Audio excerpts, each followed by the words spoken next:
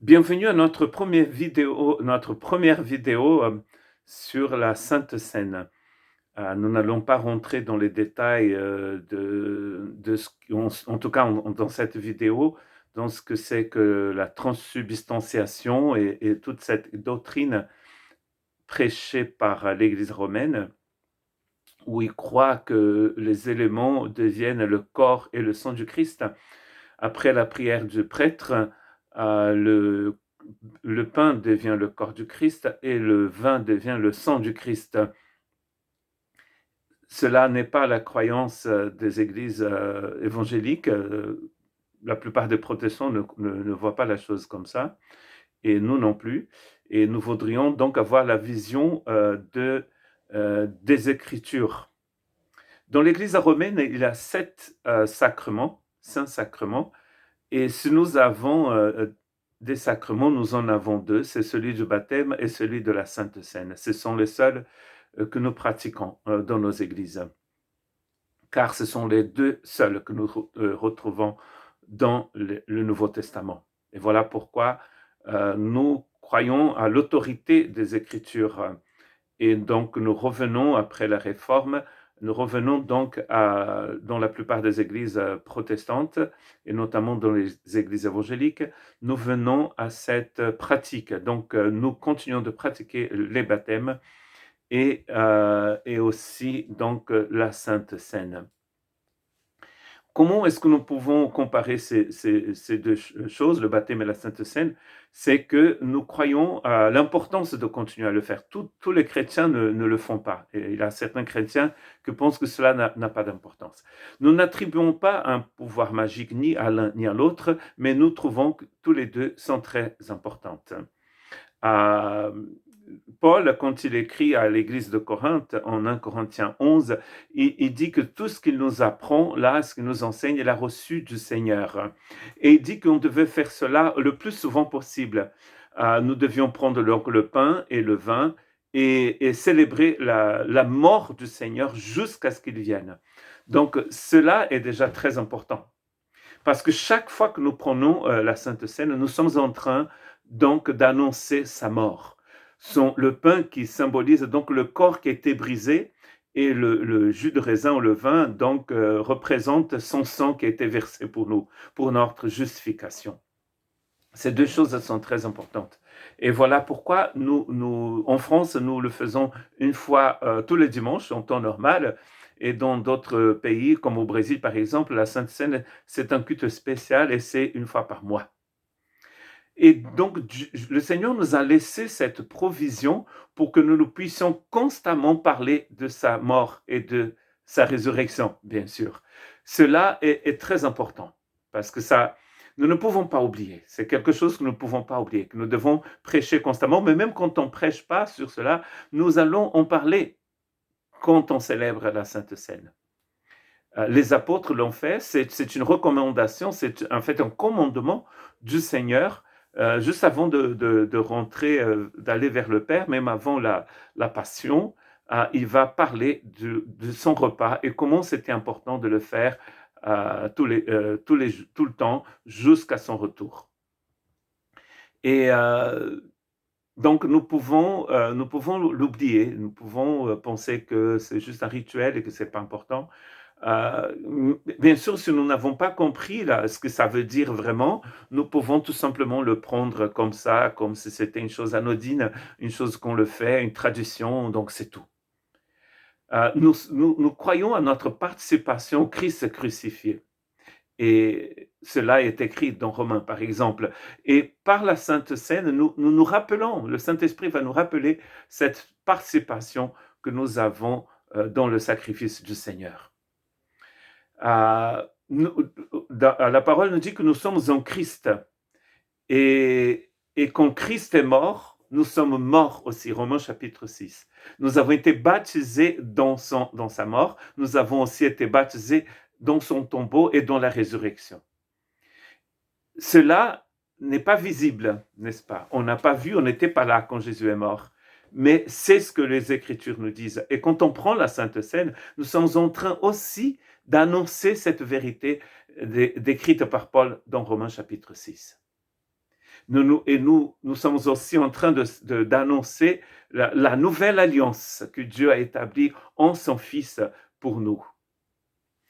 Euh, Nous allons peut-être dans une autre vidéo lire un peu plus en détail 1 Corinthiens chapitre 5 et aussi les textes de l'Évangile qui parlent de la Sainte Seine. Mais déjà, nous savons que la Sainte Seine annonce cette nouvelle alliance du Seigneur avec son peuple, avec l'homme, l'être humain, en quelque sorte, à la croix.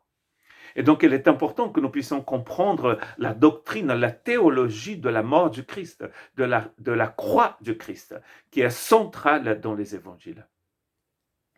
L'Église a remplacé cette théologie par tellement d'autres choses au fil des siècles, mais nous devons chaque fois revenir à cette doctrine de la croix. Parce que sinon, la Sainte Seine perd tout son sens.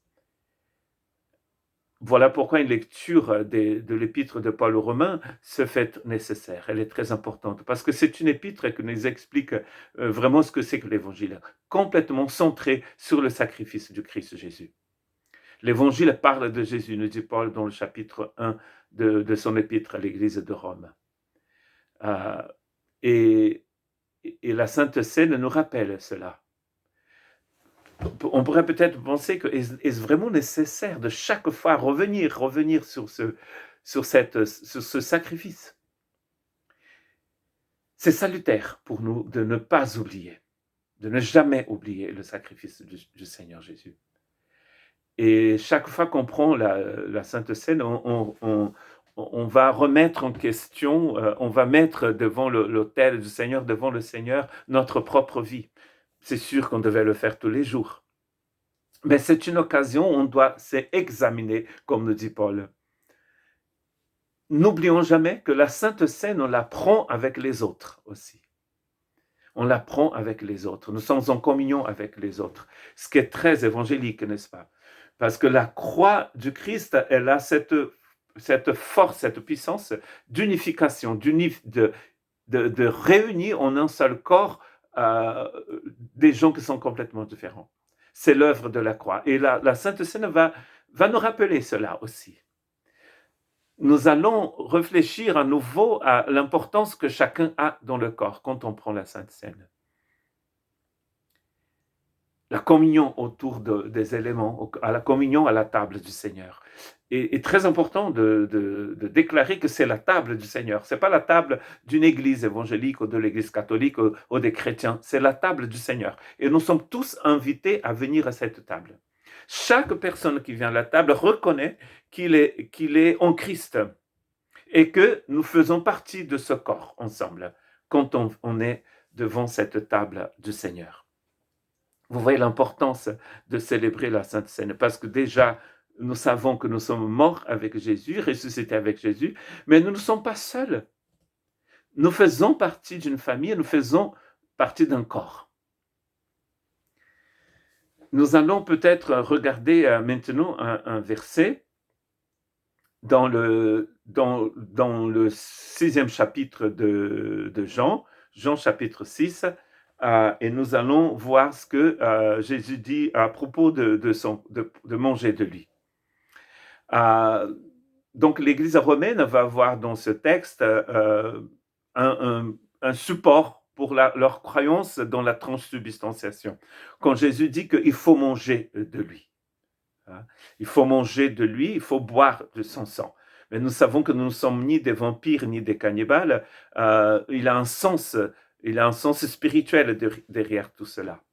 Jésus n'est pas en train de dire que les disciples devaient manger de son corps et boire de son sang. Mais c'est la communion même avec Jésus. La communion avec lui. Quand Paul parle de connaissance, par exemple, il parle d'une relation avec Jésus. Nous avons vu d'ailleurs dans une méditation où nous avons lu Éphésiens 1, Philippiens 1 et Colossiens 1, où Paul prêche, prie en fait pour les chrétiens pour qu'ils puissent grandir dans la connaissance du Seigneur, c'est-à-dire dans la relation avec lui. Donc, quand on reconnaît la mort et la résurrection de Jésus, quand on reconnaît que le corps du Christ a été brisé pour nous, quand on reconnaît qu'il a versé son sang pour la purification des péchés, nous sommes en communion avec lui. Et cela veut dire manger et boire. C'est d'être dans cette communion.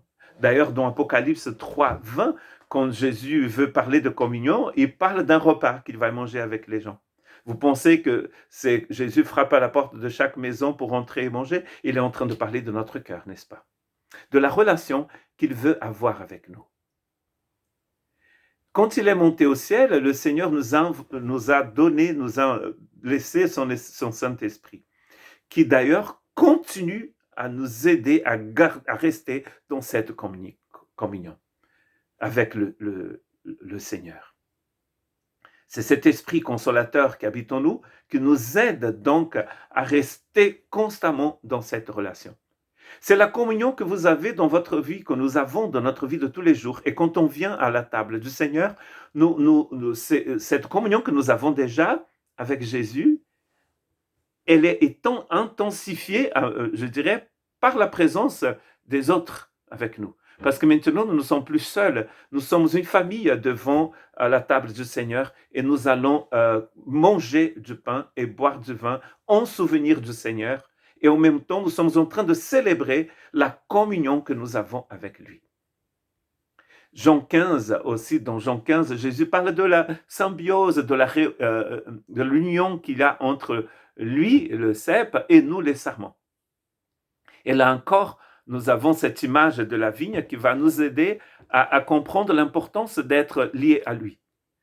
Le verbe d'ailleurs qui va apparaître plusieurs fois dans ce texte de Jean chapitre 15, c'est le verbe demeurer. Nous restons attachés à lui. Quand on célèbre le repas du Seigneur, nous sommes en train de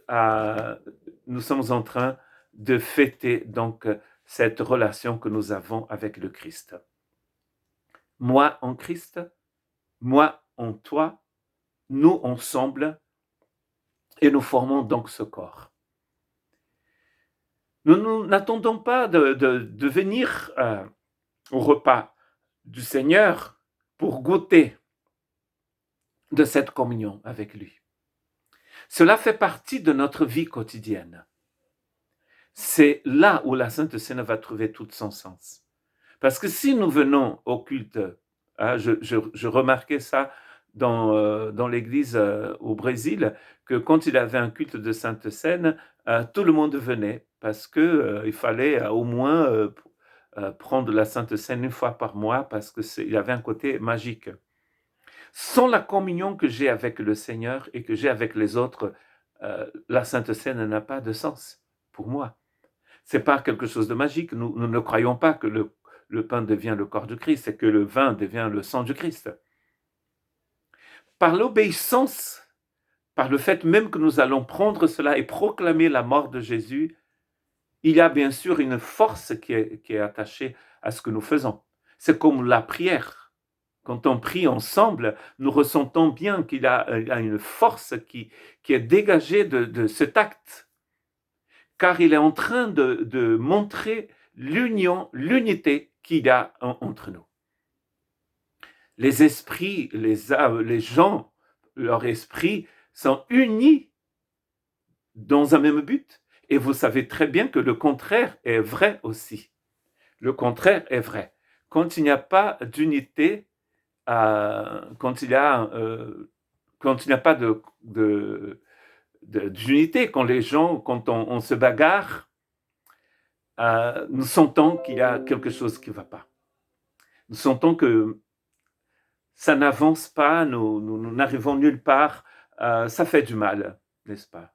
Les bagarres, les discussions, comme dit Jacques aux chrétiens hébraïques de son époque, si vous continuez à faire comme ça, vous êtes, en fait, non, Paul dit, aux Galates, dit, vous allez vous dévorer vous-même, mais Jacques dit à ces chrétiens que le fait qu'ils ne sont pas unis, qu'il y a des querelles et tout ça, ça démontre un certain état d'esprit. S'ils sont comme ça, si, en fait, s'ils agissent comme ça, c'est parce qu'ils sont dans un état d'esprit qui est mauvais.